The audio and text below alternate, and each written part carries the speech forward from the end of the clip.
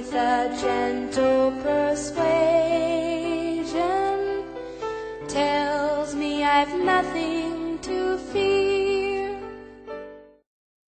This is a testimony by Steve Hartz, a fellow missionary with the Family International. I've been blind since shortly after birth. So when I hear people say that their eyes play tricks on them, I can't quite grasp what they're saying.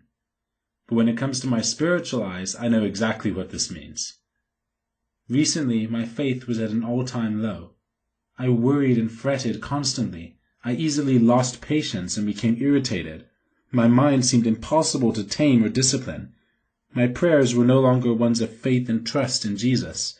Instead, they took on an insecure, excuse me for living, sorry to bother you, Lord, attitude. The joy I had from loving and serving Jesus had flickered considerably low. Then, in a time of prayer, his answer came in the form of a question. What have you got your eyes on?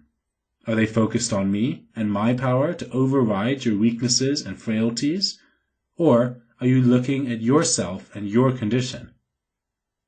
There was no covering up or denying the fact that I had been looking at myself and my condition. My spiritual eyes were playing tricks on me because I had allowed them to. All at once a song echoed through my mind, which I'd known ever since I was a child. Only this time it sounded in my heart so sweet, as though a choir of angels were singing it. Not only could I hear them as they sang, I sensed their presence with me.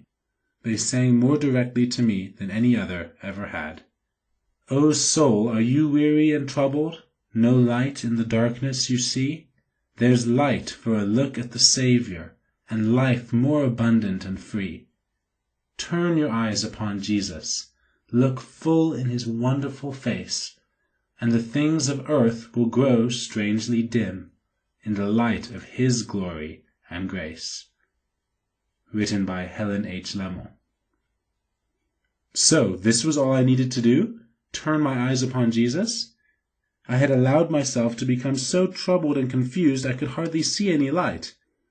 This was because I had ceased to focus on the source of calm, clarity, and light. Like Peter, I was looking at the waves of my own weakness, the conditions around me, instead of focusing on the one who is always leading and who I was meant to follow. Now, he was calling me to come to him on the water, just as with the Apostle Peter, in Matthew 14:23-31. As long as I focused on him and did as the heavenly song told, I would be more than just okay.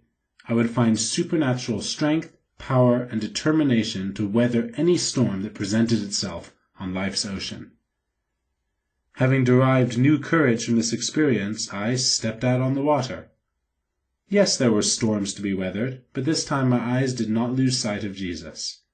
As I continued to look full in his wonderful face, not only did the things of earth grow strangely dim, but his heavenly light shone much brighter, and I saw my way with a greater clarity than I had known in quite some time. Now, in moments when I feel that my faith and courage is getting low, I simply ask myself the same question the Lord asked me that day. What have you got your eyes on? This message has been brought to you courtesy of Helping Hand. Soft as the voice of an angel, whispering Jesus is near. Hope with a gentle persuasion tells me I've nothing to fear.